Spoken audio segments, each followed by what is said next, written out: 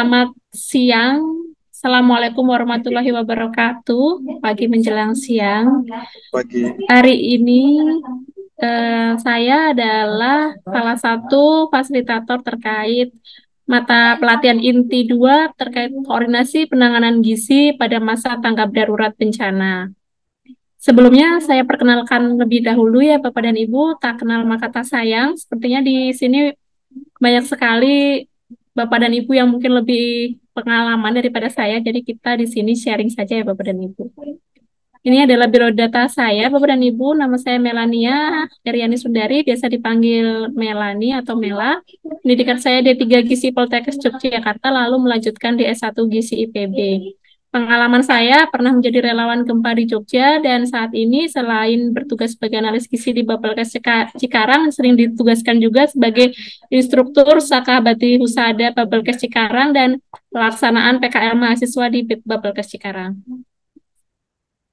Bapak dan Ibu, materi MPI 2 ini salah satunya membahas tentang tujuan pembelajarannya, yaitu setelah mengikuti pelatihan ini, peserta diharapkan dapat melakukan koordinasi penanganan gizi pada saat masa tanggap darurat bencana.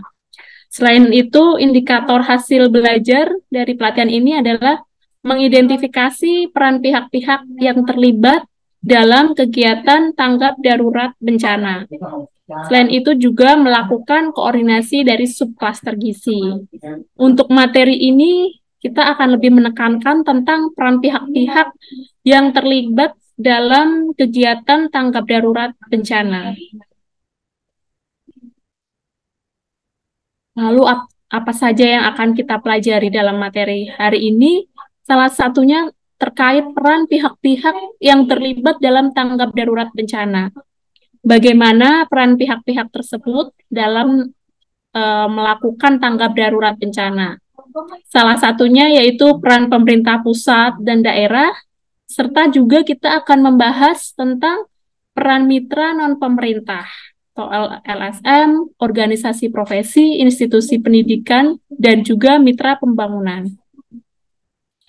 Baik, Bapak dan Ibu, kita sambil merefresh ya tentang peran pemerintah ini, bagaimana peran pemerintah pusat dan juga peran pemerintah daerah. Bapak dan Ibu, silahkan jika ingin menuliskan terkait dengan pendapatnya atau informasi yang diketahui tentang peran pemerintah pusat.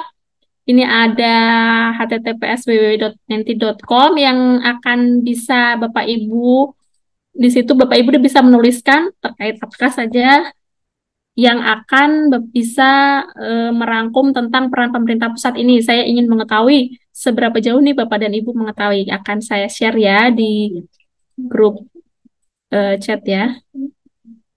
Dan Ibu nanti silahkan ya menuliskan apakah pendapatnya atau yang sudah diketahui tentang peran pemerintah pusat dalam masa tanggap darurat bencana. Silahkan Bapak dan Ibu, saya tunggu. Saya akan buka ya. Silakan. Silakan untuk memberikan pendapatnya. Ini ada yang sudah menulis, yaitu membuat status bencana di suatu daerah ya Bapak dan Ibu. Jadi mungkin ada para pemerintah pusat ini dapat membuat status bencana di suatu daerah. Mungkin saya tunggu Bapak dan Ibu, apakah ada lagi yang akan menuliskan? Baik, Bapak dan Ibu, sambil kita menunggu, jadi apakah peran pemerintah pusat dan bagaimana peran pemerintah pusat dan daerah dalam pelaksanaan tanggap darurat bencana? Itu akan kita dapat rangkum seperti ini, Bapak dan Ibu. Peran pemerintah pusat yaitu salah satunya penetapan status keadaan darurat krisis kesehatan yang dapat dilakukan oleh Menteri untuk status keadaan darurat dan krisis kesehatan tingkat nasional. Ini merupakan bagan yang dapat menunjukkan bagaimana peran dari klaster kesehatan dan juga subklaster gizi. Dalam hal ini, Posko Penanganan Darurat Bencana (BNPB) yang mengomandoi berbagai klaster kesehatan, salah satunya adalah subklaster gizi. Dan masih ada beberapa subcluster lain, yaitu subcluster di VI, subcluster pengendalian penyakit dan kesehatan lingkungan, subcluster layanan kesehatan, subcluster kesehatan reproduksi, dan subcluster kesehatan jiwa. Lalu juga klaster kesehatan bekerja sama dengan tim yang lain seperti tim gerak cepat, tim manajemen informasi, dan tim logistik gizi. Selain itu, selain peran pemerintah, juga ada mitra subklaster gizi, LSM, universitas, organisasi profesi, PMI, Pramuka, Sakabakti Husada, Krida Bina Gizi, dan klaster subklaster yang lain. Bagaimana peran pemerintah daerah, Bapak dan Ibu, terkait dengan tanggap darurat bencana? Yaitu salah satunya penetapan status keadaan darurat krisis kesehatan yang dapat ditetapkan juga oleh Kepala Dinas Kesehatan untuk status keadaan darurat krisis kesehatan atau Kepala Dinas Kesehatan Kabupaten Kota untuk status keadaan darurat krisis kesehatan di tingkat kabupaten atau kota. Bapak dan Ibu, peran khusus pemerintah dalam mekanisme klaster penanggulangan bencana adalah sebagai koordinator klaster. Selain itu, Badan Nasional Penanggulangan Bencana dan Badan Penanggulangan Bencana Daerah adalah badan pemerintah yang memiliki peran untuk mengkoordinir seluruh upaya tanggap darurat bencana. Peran pemerintah daerah dapat lebih detail kita lihat di sini, Bapak dan Ibu. Pemerintah daerah bertanggung jawab dalam penyelenggaraan penanggulangan bencana di wilayahnya. Bupati atau wali kota, akan itu adalah suatu kabupaten sebagai penanggung jawab utama dan didukung oleh gubernur yang memberikan dukungan penguatan sebagai kepala daerah di tingkat provinsi. Lalu apa saja Bapak dan Ibu tanggung jawab pemerintah daerah? Yaitu mengalokasikan dana penanggulangan bencana, memadukan penanggulangan bencana dalam pembangunan daerah, melindungi masyarakat dari ancaman bersama, melaksanakan tanggap darurat, dan melakukan juga pemulihan pasca bencana.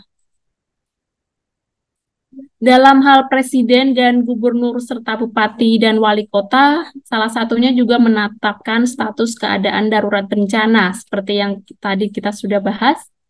Lalu juga kegiatan penanggulangan krisis kesehatan pada masa tahap tanggap darurat dapat dilaksanakan tanpa menetapkan status keadaan darurat krisis kesehatan. Nah, selanjutnya Bapak dan Ibu yang akan kita bahas di sini adalah bagaimana peran mitra non-pemerintah dalam pelaksanaan tanggap darurat bencana.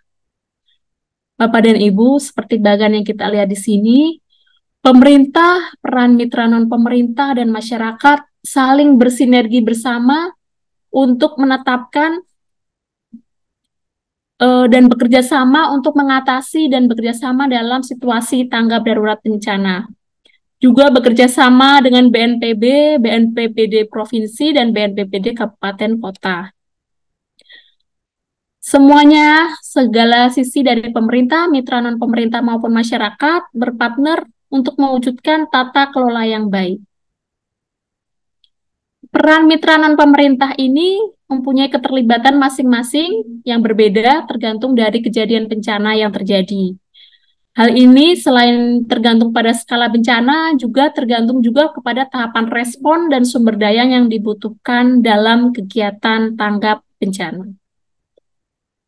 Baik, Bapak dan Ibu, jika ada pertanyaan terkait materi ini, silahkan saya buka sesi diskusi untuk Bapak dan Ibu memberikan pertanyaan atau feedback kepada saya. Silahkan Bapak dan Ibu. Bertanya, Bu. Iya, Bapak. Halo? Silahkan, Pak. Ya, ya Pak. Bukan ini kalau dalam situasi darurat bencana, sebenarnya peran apa yang bagi kita sebagai tenaga gizi untuk bisa berkontribusi dalam tanggulangan bencana. Baik, Bapak. Terima kasih sekali atas pertanyaannya, Pak. Jadi peran kita sebagai tenaga gizi itu sangat banyak ya Bapak, karena kita merupakan salah satu komponen penting yaitu subklaster gizi. Jadi dalam subklaster gizi ini kita selain melakukan pelaksanaan dan pemberian makanan juga penanganan tanggap darurat bagi seluruh kelompok rentan, kita juga melakukan kajian dampak bencana yang dapat terjadi, lalu kita juga memberikan intervensi gizi terutama kepada kelompok rentan. Kelompok rentan dalam hal ini adalah bisa dari balita ataupun juga dari kelompok yang memiliki penyakit kronis ataupun kelompok yang mempunyai penyakit disabilitas. Jadi ini sangat sangat penting Bapak, peran kita sebagai ahli gizi itu sangat penting dalam penanganan tanggap darurat bencana. Begitu Pak. Apakah ada pertanyaan kembali? Baik, jelas. Terima kasih. Terima kasih Bapak. Jika memang ada, apakah ada pertanyaan kembali terkait materi ini, saya persilahkan Bapak dan Ibu. Bu Mel mau tanya. Silahkan Bu Lutri. Ya, baik Bu Mel. Terkait dengan peran-peran, mungkin yang ingin saya tanyakan, apakah ada peraturan yang mengatur mengenai peran lembaga internasional dan non-pemerintah kan seperti contohnya ada NGO atau dan lain-lain. Nah, itu seperti apa Bu Mel informasinya? Baik, terima kasih sekali atas pertanyaannya Ibu Lutri.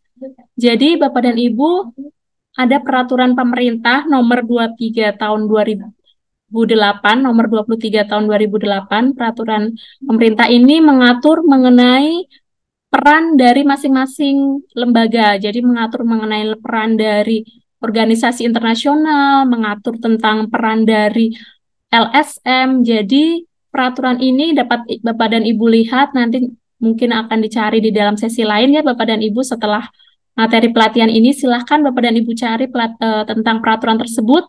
Di situ lengkap Ibu terkait semua hal yang mengatur peran masing-masing dari mitra non-pemerintah dan LSM. Begitu Ibu Lutri, apakah ada yang ditanyakan kembali ataukah sudah cukup jelas?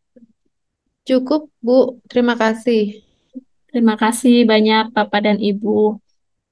Jadi saya mempunyai satu kesimpulan sebelum menutup mata pelatihan inti 2 ini. Semua pihak dapat bersatu padu, baik pemerintah maupun non-pemerintah, serta masyarakat untuk menangani dan ikut terlibat dalam masa tanggap darurat bencana agar semuanya dapat teratasi sampai pasca bencana. Begitu ya Bapak dan Ibu. Ada sedikit quote yang ingin saya sampaikan, yaitu tim yang solid itu ibarat dengan harmoni musik yang indah, yang saling berpadu. Jadi diharapkan setelah mengikuti mata pelatihan inti ini, saat Bapak dan Ibu berada dalam kondisi bencana, kita semua bisa menjadi tim yang solid, seibarat harmoni musik yang indah, yang saling bersatu padu, dan menciptakan keselarasan dan keharmonisan yang baik. Begitu saya tutup untuk materi hari ini. Terima kasih. Wassalamualaikum warahmatullahi wabarakatuh. Terima kasih.